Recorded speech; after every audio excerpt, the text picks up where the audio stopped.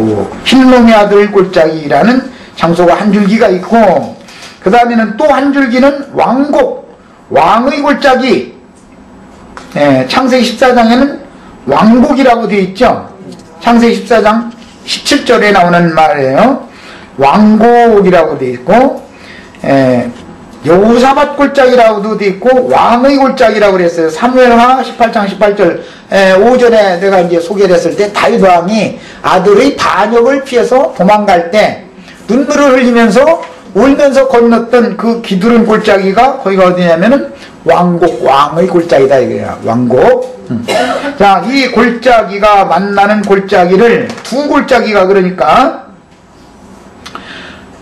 왕곡이라는 골짜기와 흰놈의 아들이라는 골짜기가 만나는 그 골짜기를 일러서 기드론 시내라고 이렇게 성경에 번역을 했는데, 만나는 골짜기를 왕곡, 왕의 골짜기라고 했는데, 다윗이 압살롬의 반역을 피하여 정처없이 도망할 때 머리를 풀고 손으로 머리를 가린 채로 울면서 걷는 후에 감람산 정상에서 예루살렘을 향하여 성전에 계신 여호와께 이제 마지막 인사를 하느라고 이제 제사를 했죠. 제사하고 피난길을 떠났던 왕의 골짜기였는데, 마하나임 성에서 예비된 성이 있었었죠. 다윗 왕을 위해서 하나님이 예비하신 성이 있었어요.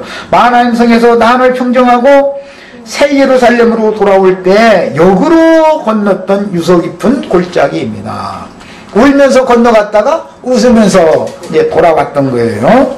자, 우리는 육신이 죽을 때는 울면서 건너겠지만, 신랑이 나를 데려와서 이제 혼인잔치를 하러 새 예루살렘에 데리고 들어가서 혼인잔치를 하게 되는 그때는 웃으면서 다시 이제 거룩한 성 새 예루살렘에 이제 들어간 권세를 얻는 거예요. 자, 이 왕곡, 왕의 골짜기를 요엘 선지자는 여호사밧 골짜기라고 명명하였는데, 요엘서 3장 2절과 12절에 이건 성경을 다 각각 찾아보셔야 돼요. 오늘은 그냥 넘어갑니다.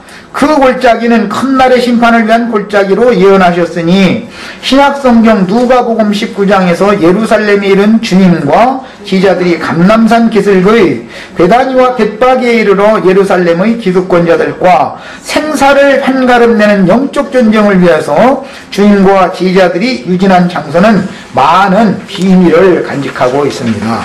계시록에서는 백마를 타고 앞서서 전쟁을 진두지휘하시는 말씀이신 주님과, 계시록 19장에는 흰옷에 피 뿌린 옷을 입었는데 그 이름은 말씀이라 칭하더라 이렇게 되어 있죠. 그게 말씀께서 그 입으로 나오는 이한 검으로 새 원수들의 입에서 나오는 거짓말을 대적해서 이기는 것이죠. 지금부터 이제 예수님이 누가복음에서 지금부터 일주일 동안은 유대교 지도자들과 예루살렘 성전에서 말다툼으로 들어가는 거잖아요. 그것이 마지막 생사를 판가름하는 전쟁이다 이거예요. 우리 형제 자매님들도 더러는 관에게 넘겨주어 죽이기까지 할 건데, 그때가 바로 무엇을 할 때예요? 증거의 기회가, 그때 증거의 기회를 잡아서 마지막 나팔, 마지막으로 할 말을 다 하고 죽는 거다 이 말이에요. 마지막 나팔 다 잘 부르셔야 돼요. 마지막 나팔 그 준비시키느라고 자꾸 이런 거 가르치는 거예요 지금. 자, 계시록에서는 백마를 타고 앞서서 전쟁을 진두지휘하시는 말씀이신 주님과 저를 따르는 하늘 군대와 귀신들이 군대 간에 벌어지는 최후의 결전장소인 아마겟돈이라는 용어를 단순한 지형의 무기또산 골짜기로만, 즉 팔레스타인 땅에 있는 그 지리적인 산으로만 해석을 해가지고는 온 지구상에 주님의 예언이 실현될 때는 이게 적용이 안 되겠죠. 온 지구상에 반드시 주의 성령의 기름이 부어지는 어떤 산이 있을 것이다 이거예요. 그 산은 뭐 꼭 우리 모임만이, 우리들만의 모임만이다가 아니라 분명히 우리가 알지 못하지만 이런 영감을 따라서 가르치는 어떤 모임들이 감춰져 있을 것이라고 우리는 믿어야 되는 거죠. 천하 왕들이 군대가 2억인데, 그렇죠? 천하 왕들이 군대가 2만만이라고 그래. 그 수를 들었는데 2만만이다 그러면, 아니 물질적인 사람이 하는 일이라면 2억이라 되는 군대가 무기에 뭐에 다 가지고 아마겟돈이라고 하는 그 골짜기는 그냥 하나의 조그만 언덕이에요. 언덕 그냥 골짜기인데 거기에 2억은 그만두고 2,000명도 거기에 모일 수 없어요. 그러니까 이것은 영적인 해석을 필요로 한다는 걸 알 수가 있어요. 그래서 수만의 하늘 천사들과 군대 귀신들이 영적 접전을 벌이는 장소다 이 말이야. 어떤 사람의 입에서 어떤 영들이 나오죠. 양편의 대군이 한자리에 모여 싸울 만한 전쟁 도로는 너무 협소한 장소이며 성경은 모두 영적 전쟁을 말하고자 한다는 것을 깨달아야 합니다. 그러니까 입에서 나오는 검으로 서로 싸우는 거예요. 귀신 더러운 영들도 용의과 짐승의과 거짓 선자의 입에서 나오는 더러운 영들이 나온다는 거잖아요. 그럼 주의 증인들 입에서도 빛의 천사, 빛의 영들이 나오겠지요, 당연히. 그래서 싸우는 거예요. 자, 사람 말을 통해서 어떤 영이 나온다 그러면은 이상하게 생각하시면 안 돼요. 예수님이 증거하는 모든 말씀들은 다 그게 빛의 천사들을 우리들의 심령과 마음속에까지 투과시키는 말씀을 한 거예요, 그게. 백마를 탄 하늘 군대의 진영과 무저갱에서 올라오는 귀신들의 왕이 이끄는 군대가 접전할 역청구더기. 그건 창세기에서는 역청구더기라고 그랬죠. 역청구더기라는 건 계시록에서는 16장에 뭐라고 되어 있죠? 유황불못이라고 되어 있죠. 짐승의 이름이나 그 이름의 수를 이마에나 손에 받으면 영원히 쉼이 없는 꺼지지 않는 유황불못에 던져진다 그랬어요. 그 역청구더기로 상징이 됐어요. 이게 겟나로 상징이 됐다 이거예요. 자, 그래서 역청구더기가 짐승의 이름이나 표시를 받은 자들을 위해서 예비하신 유황불못이 될 왕국은 곧 기독교계의 정신세계를 말한다. 와 하늘에 거하는 자들의 새 영과 새 마음 사이에는 꺼지지 않는 불이 항상 타고 있는 큰 구름이 끼어 있다는 것을 상징하는 말인 것을 깨달아야 합니다.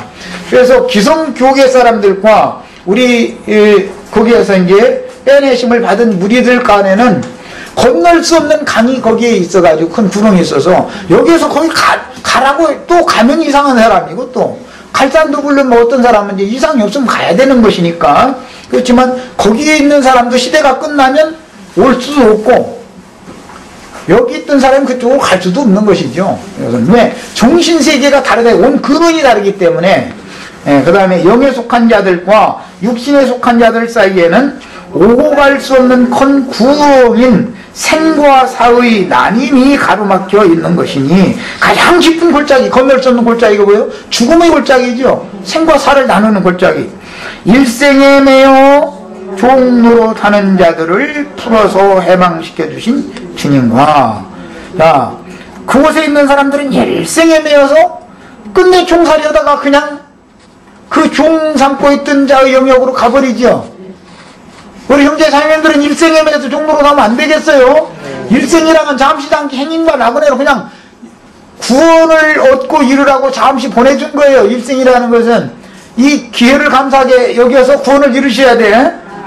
자, 일생이며 종로로 가는 짐승들이 군대 사이에는 이기는 자들과 짐승들을 군대 사이에는 육신의 죽음이라는 간격이 있어서 역청구더기를 상징하는 신놈의 아들이 골짜기 곧 무기토산 골짜기로 상징되며 곧 영생의 영역과 영원한 쉼이 없는 불못 사이의 간극이 된다는 사실을 바르게 깨달아야 합니다. 어둠의 권세는 항상 저주받은 아담의 세상을 사랑하게 하며 세상과 세상에 있는 여기 있는이라고 했는데 있는 쌍시옷 받침입니다. 그 오타를 했어요. 쌍시옷 받침이에요. 있는 존재라는 말이요. 있으라 하니 있었다. 이거 존재자란 말이에요. 존재하게 하시는 분. 세상에 있는 것들을 끝까지 붙들도록 유혹하여 일생에 매어 종로로 타게 하지만 빛의 권세는 일생에 매어 종로로 타는 자들을 놓아주려고 이루신 구속을 받았으므로 영생을 위하여 잠깐 허락하신 시간들의 일생을 투자하고 분명한 표대인 하늘의 도성 곧 거룩한 성 새 예루살렘을 바라보고 달리기 마련입니다. 아멘. 자, 여기까지 하고 시간이 좀 지났는데 기도하고 마치겠습니다.